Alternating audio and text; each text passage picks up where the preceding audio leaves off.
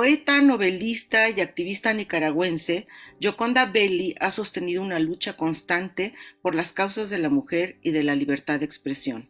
En su literatura, tanto poesía como ensayo o ficción, se distingue una voz donde se entreveran imaginación, erotismo y compromiso social. Gioconda Belli abrazó la utopía que unió a la juventud latinoamericana de los años 70, la lucha por un mundo más justo. Participó en el movimiento revolucionario que derrocó al dictador Anastasio Somoza en 1979. Autora del País de las Mujeres y El infinito en la palma de la mano, su más reciente publicación, Luciérnagas, un libro de ensayos sobre los ensayos del vivir, reúne textos a lo largo de varias décadas en torno a Nicaragua y al papel de la mujer en la política y la sociedad. Gioconda, muchas gracias por recibirnos en estos momentos de tanta tensión, cuando hace apenas unos días el gobierno de Daniel Ortega ha despojado de la nacionalidad a más de 90 nicaragüenses, entre los que están dos de los más reconocidos escritores contemporáneos, Sergio Ramírez y tú. ¿Cómo te sorprendió esta declaración? ¿Cuál fue tu reacción? ¿Qué has reflexionado en estos días? Gracias, Guadalupe, por estar conmigo también. Te agradezco. Esta declaración para mí es, digamos, el sumum de lo que Daniel Ortega está haciendo con Nicaragua. O sea, Nicaragua está siendo utilizada por Daniel Ortega de una manera absolutamente monárquica. O sea, se están comportando como unos reyes medievales que sienten que no hay ningún freno para lo que puedan hacer. Tienen totalmente controlado el poder judicial, tienen el ejército, la policía y todos los poderes del Estado, el Consejo Electoral, y entonces están actuando de una manera fuera de la ley, fuera de los derechos humanos y agrediendo a todo un país, porque yo no soy la única agredida.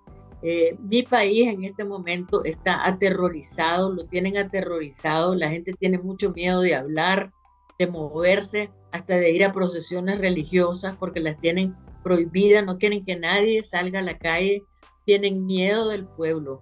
Eso es lo que pasa, esa es la situación de Nicaragua y esto que nos están haciendo a nosotros es absolutamente ilegal, absolutamente descabellado. Yo no voy a dejar de ser nicaragüense porque estos señores decidan que yo dejo de ser nicaragüense. No reconozco su autoridad para decir que yo voy a perder mi nacionalidad nicaragüense. Yo amo Nicaragua, soy parte de Nicaragua, toda mi vida lo he sido y no voy a dejar de serlo. De hecho, hace unos días citaste este verso del poema Nicaragua en las redes. Y te amo, patria de mis sueños y mis penas, y te llevo conmigo para lavarte las manchas en secreto, susurrarte esperanzas y prometerte curas que te salven. Un poema, una oración casi por la patria. ¿Qué significado tiene ahora esa patria para ti? Esa patria está en mí, o sea, siempre he dicho que mi país es tan pequeño que es un país portátil, ¿no? Y que siempre lo han dado conmigo, es parte de lo que soy, yo no podría ser quien soy si no fuera por Nicaragua, por haber vivido ahí, por haber respirado ese aire, por haber sentido ese calor. Tengo una relación absolutamente simbiótica con Nicaragua, mi cuerpo lo siento que es Nicaragua, en mi poesía he escrito ríos me atraviesan, montañas oradan mi cuerpo y la geografía de este país va tomando forma en mí.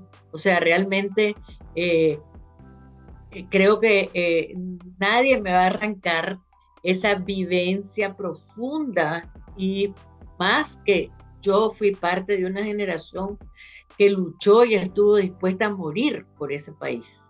Yo fui Claro. condenada a 7 años de cárcel, este mes es mi segundo exilio.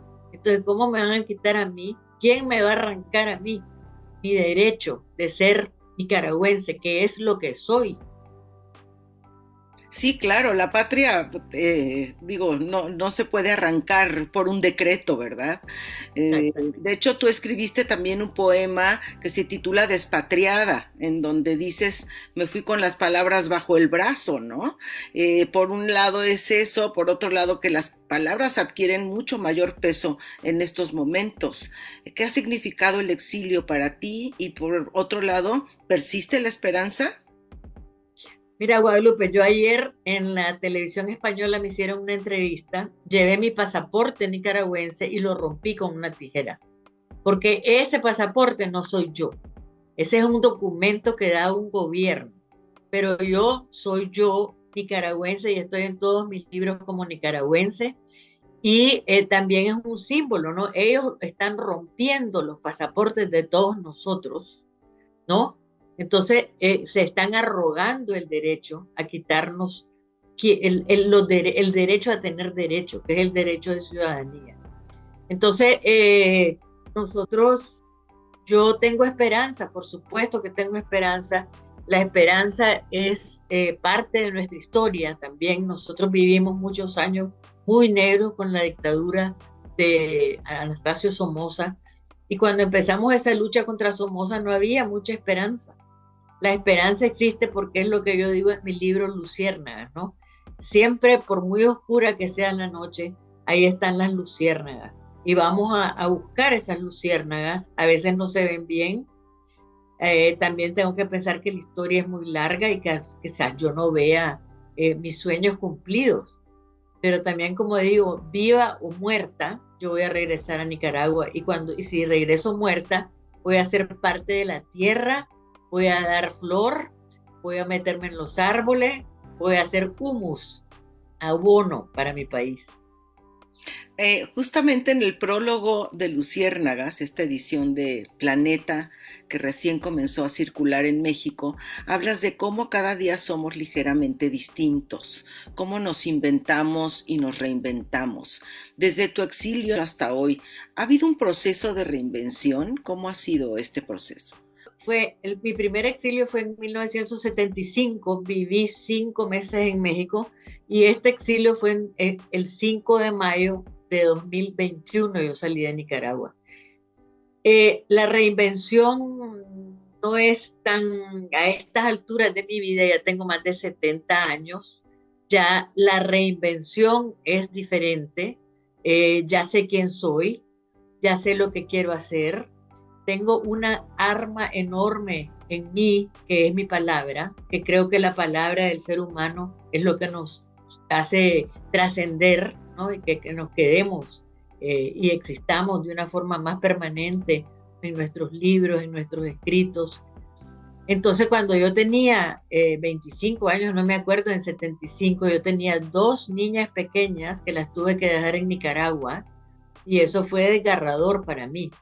Ahora ya no, ahora yo estoy más convencida de que estos procesos históricos tienen su curso, ¿no? Y que Daniel Ortega y Rosario Murillo tampoco tienen 15 años y que también ellos se van a morir. O sea que yo creo que la historia es muy larga y nosotros vivimos un tiempo muy corto, pero yo sí tengo confianza en el ser humano sobre todo, y en mi país y en mi gente. ¿A qué reflexión te lleva esta forma de gobierno que están teniendo en Nicaragua? ¿Qué pasa en en este mundo donde las derechas, los populismos, las dictaduras resurgen? ¿Qué nos dice de la sociedad que somos? ¿Por qué estamos reincidiendo? Bueno, son ciclos. Yo me pongo a pensar, bueno, ¿cómo se sentiría la gente poco antes de la Segunda Guerra Mundial, ¿no?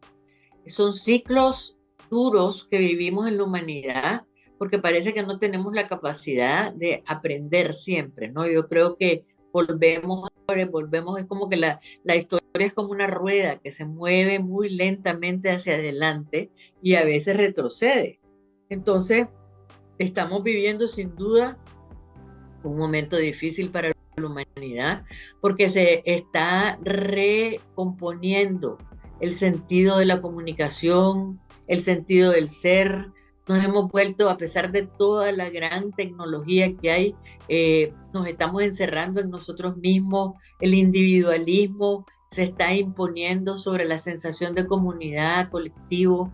Tenemos que vivir esta etapa porque creo que tiene que ver con la tecnología, tiene que ver con un mundo que todavía no sabemos, que estamos deslumbrados y que estamos como niños con juguetes nuevos, metidos en las máquinas, en los teléfonos, perdiendo el tiempo y que tenemos que encontrar la manera de convertir esa tecnología en una manera de estar más juntos, de estar mejor. Pero creo que, por ejemplo, el cambio climático y la situación del planeta nos está obligando a reflexionar. La pandemia del COVID nos ha obligado a reflexionar. Creo que son reflexiones que porque somos como somos, no dan fruto inmediatamente, pero pienso que las nuevas generaciones sí están teniendo una actitud diferente frente al planeta, por ejemplo, creo que son mucho más preocupados que lo que fuimos nosotros. Claro, y la importancia de decir esto, de escribirlo, como poeta y novelista pues tienes un pacto con la imaginación. Sin embargo, no dejas a un lado el compromiso social que tiene un escritor con su momento histórico. Los escritores del boom lo entendieron en su momento, tú misma has sido una activista en distintos frentes, y Luciérnagas guarda un recuento de tus batallas y búsquedas. ¿Es necesario replantearse el compromiso social del escritor desde una nueva perspectiva? No sé qué nueva perspectiva. Yo creo que el compromiso social del escritor es un compromiso con la vida, con la humanidad.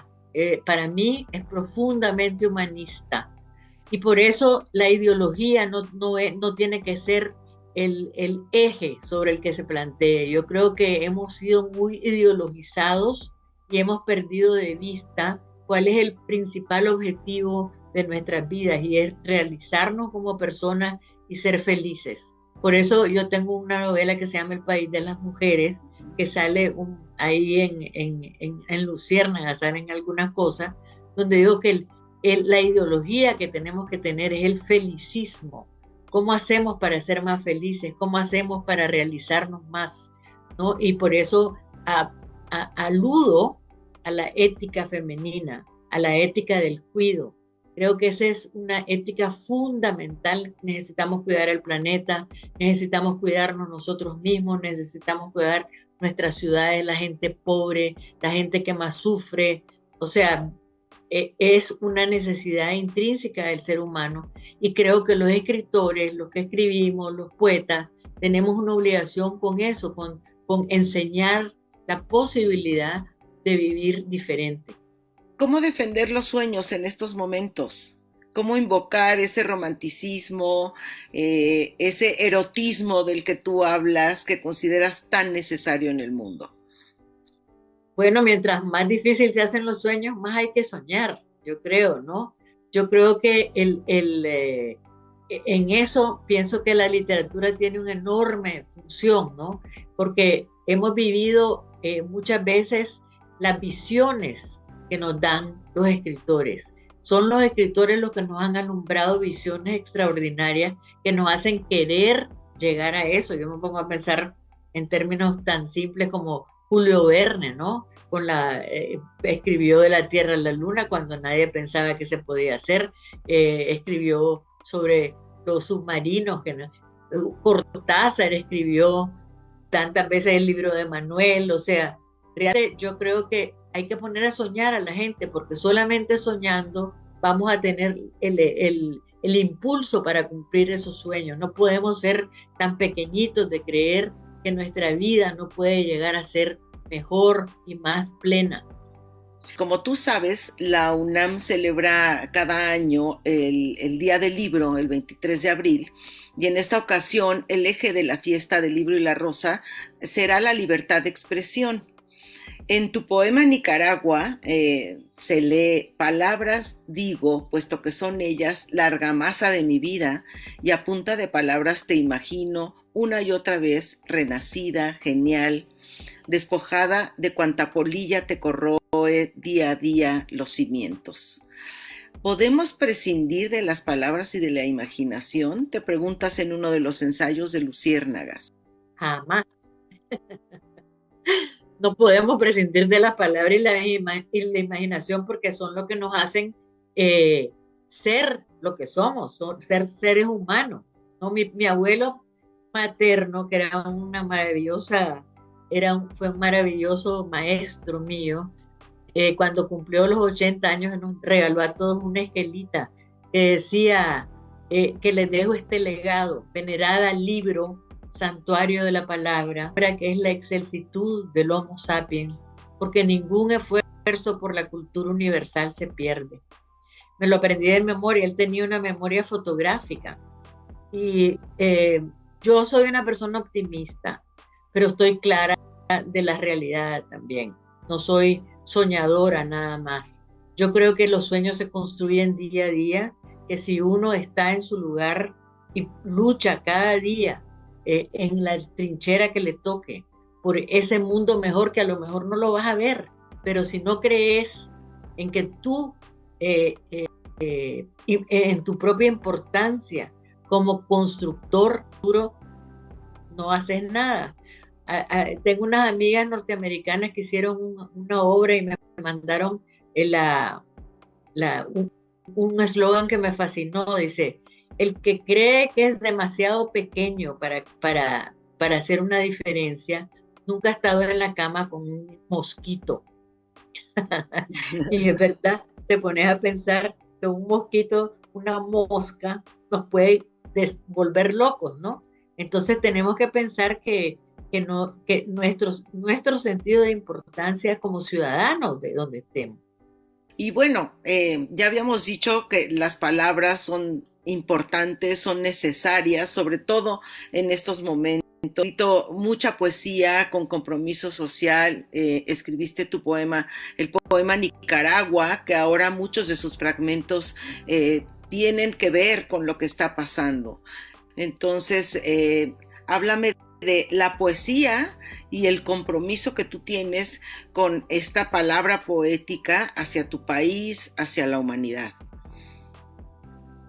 Bueno, la poesía es como la esencia más destilada, digamos, de la capacidad emotiva del ser humano, y creo que por eso tiene esa enorme posibilidad de comunicarse, ¿no? Estamos comunicando lo que somos por dentro, lo que pensamos, y todos nos parecemos, en cierta manera.